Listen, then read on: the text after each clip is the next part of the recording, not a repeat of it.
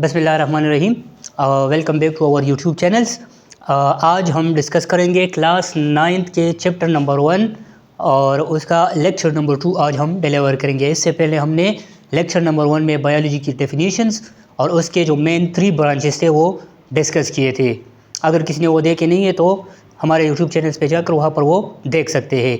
आज हम पढ़ेंगे ब्रांचेस ऑफ बायोलॉजी। बायोलॉजी के जो और ब्रांचेस है वो आज हम डिस्कस करेंगे।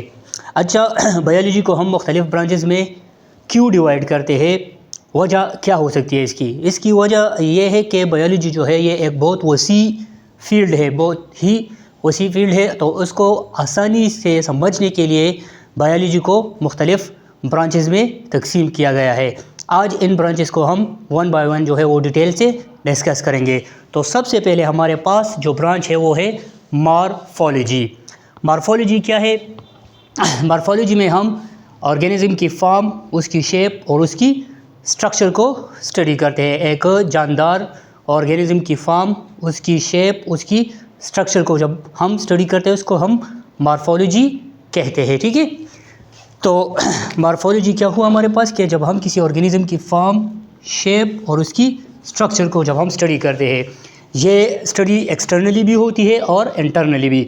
मतलब एक ऑर्गेनिज्म की जब आप एक्सटर्नली बैरूनी सतह पर आप उसकी फॉर्म से शेप और स्ट्रक्चर को स्टडी करते हैं, ठीक है, ये भी इसमें आता है।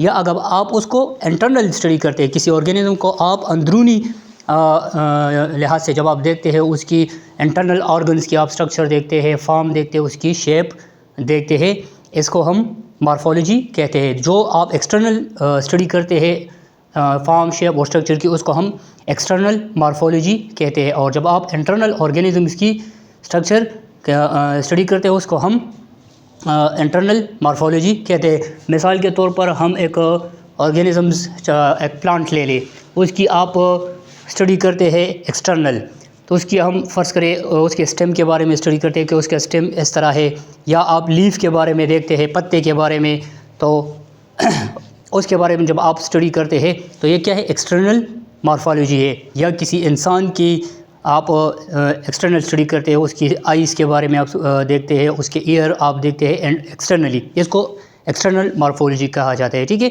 और जब आप ऑर्गेनिज्म की इंटरनल मॉर्फोलॉजी स्टडी करते हैं तो उसमें क्या होता है कि आप किसी ऑर्गेनिज्म की जब इंटरनल ऑर्गन की स्टडी करते हैं, मिसाल लेंगे हम प्लांट में, फ़र्ज़ करें आप जाइलम टिशू या फ्लोएम टिशू के बारे में पढ़ते हैं, उसकी फॉर्म देखते हैं, उसकी शेप देखते हैं, उसकी स्ट्रक्चर देखते हैं, ये क्या है? इंटरनल मॉर्फोलॉजी है। इस तरह जब आप किसी ह्यूमन में उसकी हार्ट के बारे में जब आप पढ़ते हैं या उसकी स्टमक के बारे में, उसकी फॉर्म, शेप वगैरह आप स्टडी करते हैं, उसको हम इंटरनल मॉर्फोलॉजी कहते हैं। इंटरनल मॉर्फोलॉजी के लिए बायोलॉजी में एक और टर्मिनोलॉजी भी इस्तेमाल होती है जो कि हमारा सेकंड ब्रांच है, वो है एनाटॉमी। सिंपली आप इसको इंटरनल मॉर्फोलॉजी भी कह सकते हैं। ठीक है, एनाटॉमी क्या है कि the study of internal structure of organism. Internal structure जब आप ऑर्गेनिज्म की स्टडी करते हैं, सिंपल जिस तरह अभी हम इंटरनल मॉर्फोलॉजी में हमने पढ़ लिया कि क्या है कि जब एक ऑर्गेनिज्म की आप इंटरनल स्ट्रक्चर को स्टडी करते हैं, इसको एनाटॉमी कहा जाता है। ठीक है, मिसाल मैंने पहले दिया कि प्लांट्स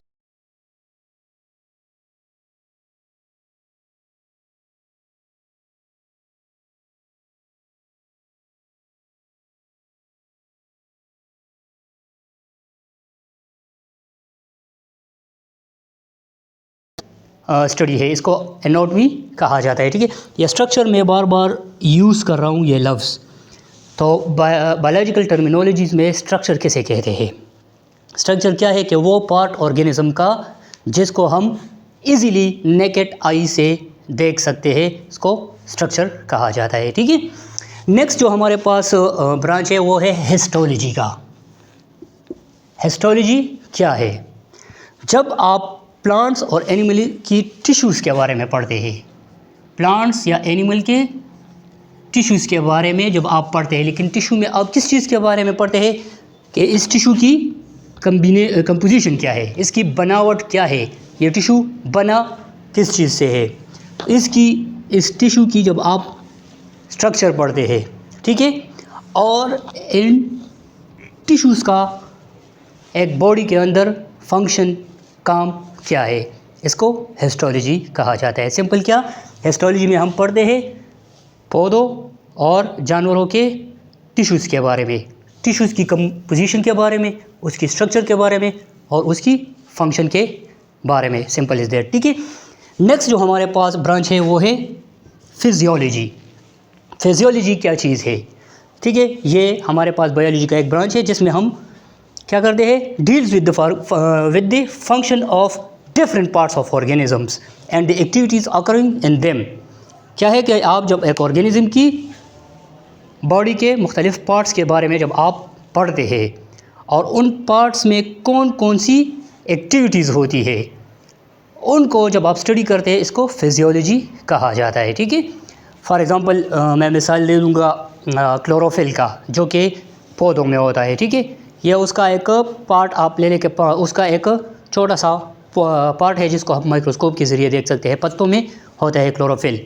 अब क्लोरोफिल की फंक्शन, उसकी एक्टिविटी उसमें क्या है, जो कि फोटोसिंथेसिस में वो रोल अदा करता है फूड के प्रिपरेशन में। इसी तरह ह्यूमन में आप देखें एक पार्ट है किडनीज़, और उन किडनी की फंक्शंस क्या है, फिल्ट्रेशन है।